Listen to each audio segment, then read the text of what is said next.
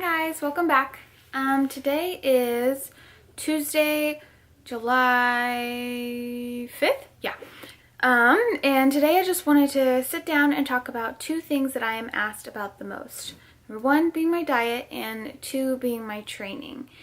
First of all, before I preface any of this, I just wanted to say that what I'm about to tell you is what works for me and my body. So don't think that you putting these numbers or taking my training and doing the exact same thing is going to get you the exact same results or anything like that. Anything that you see that anyone does not mean that that is going to be what works for you. Everyone is super unique, and something that works for one person doesn't mean that that is going to work for another person. That is very important for you to know, so please take that into very, very great consideration when I tell you this. So first of all, my diet. I follow what is called flexible dieting, or if it fits your macros. And that means that I track my protein, carbs, and fats. My protein is currently at 140 grams and my carbs are at 355 and my fats are at 72. I think that's like either 2600 or 2700, one of those.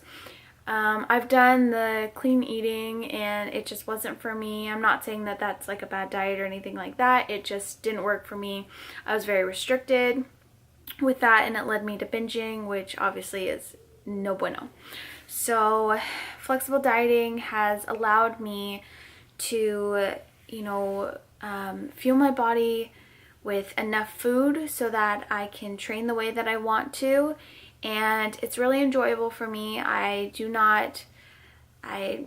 don't label foods as good or bad. I still get in my recommended amounts of fruits and vegetables, but I also have my fun foods. I have cookies, I have pancakes, I have ice cream, I have lots of peanut butter, and just anything that that I used to think was like a dirty or a bad food.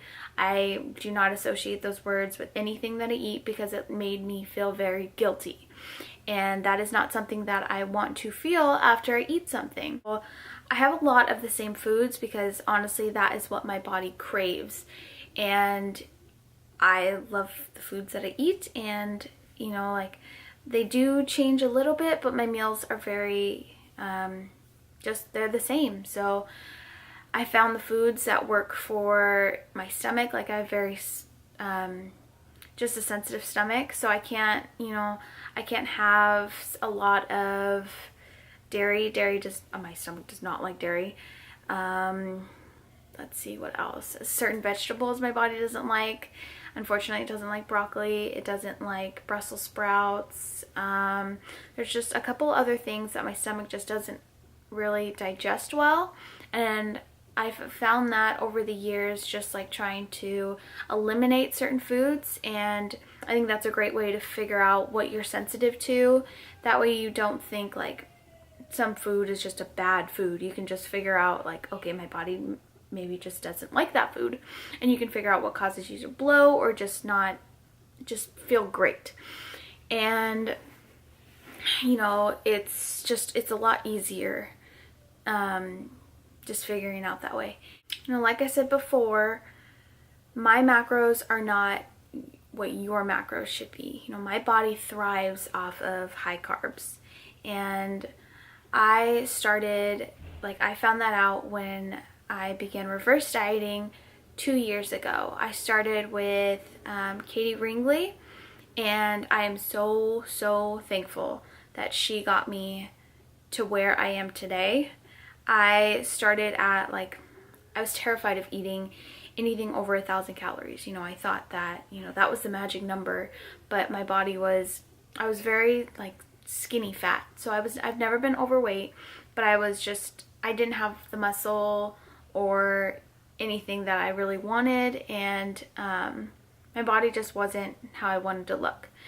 And it was because I was basically starving myself on this 1,000 calorie diet, and like I said, it was just all those clean foods, and then that led me to also binging on the weekends, which was terrible, and I just felt very guilty, and it was just like this constant cycle. So I figured, you know, I need a reverse diet. I need to get out of this. So that's when I started tracking macros, and I worked my way up from 1,000 calories to where I am now, 2,700, and actually it got above that.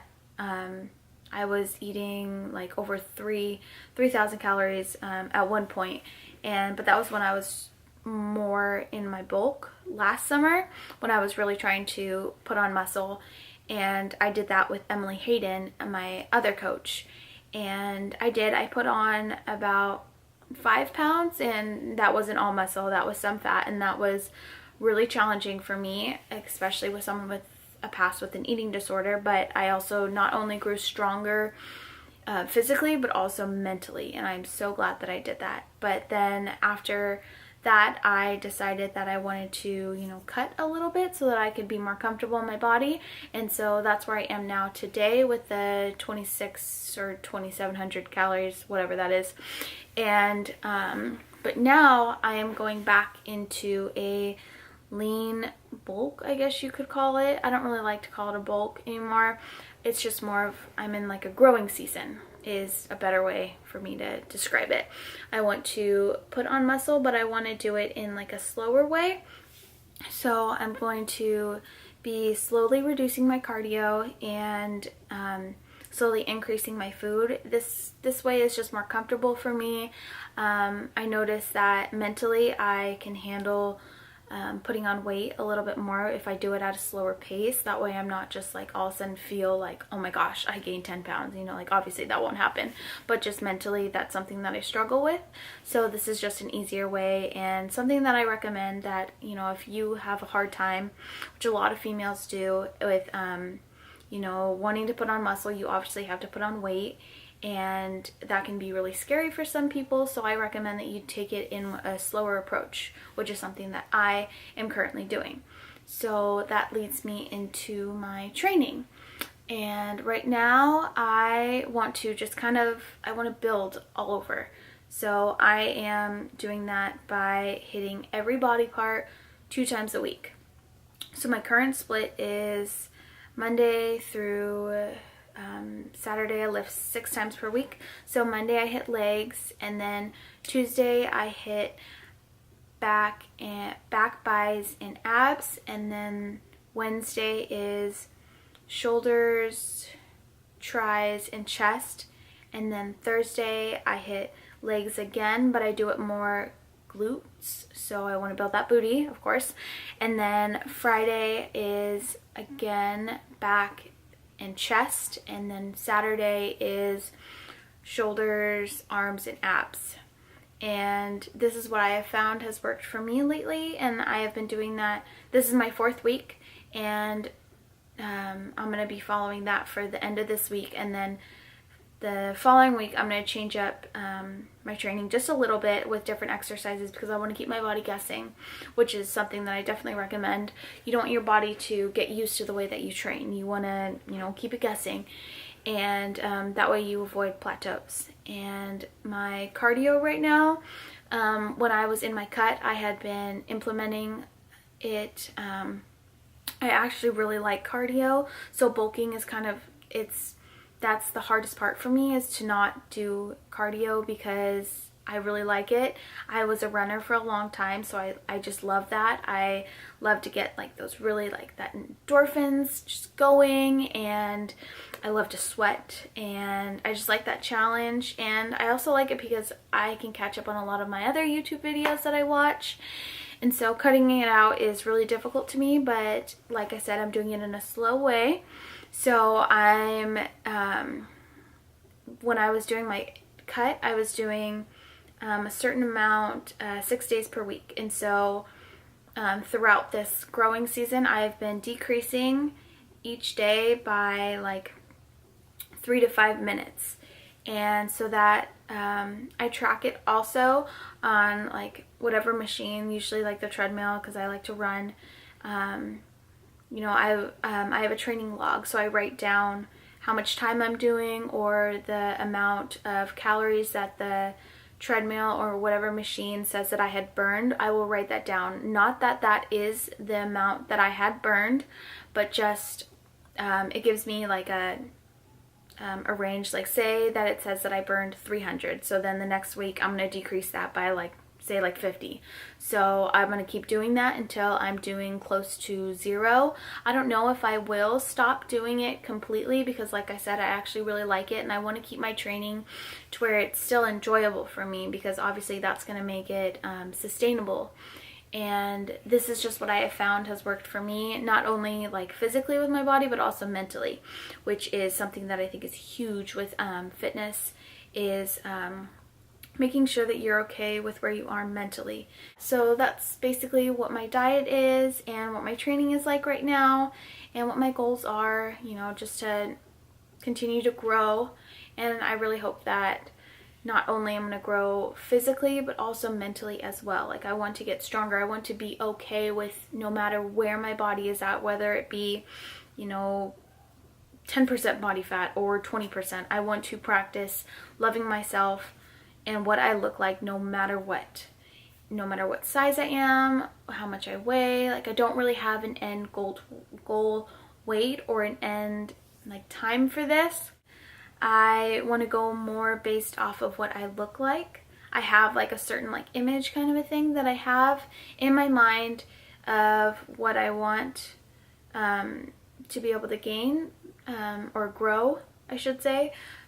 Through this, I want to put more muscle on my upper body as well as my lower body, and which is why I'm hitting both muscles twice per week, because the way to do this is just to increase volume, both with reps, with amount of weight you're lifting, with your sets, etc. I'm going to be kind of playing with a little bit of everything throughout this. And so yeah, I've done a lot of research and I've just found what works for me and my body, which is something that I think you should do as well.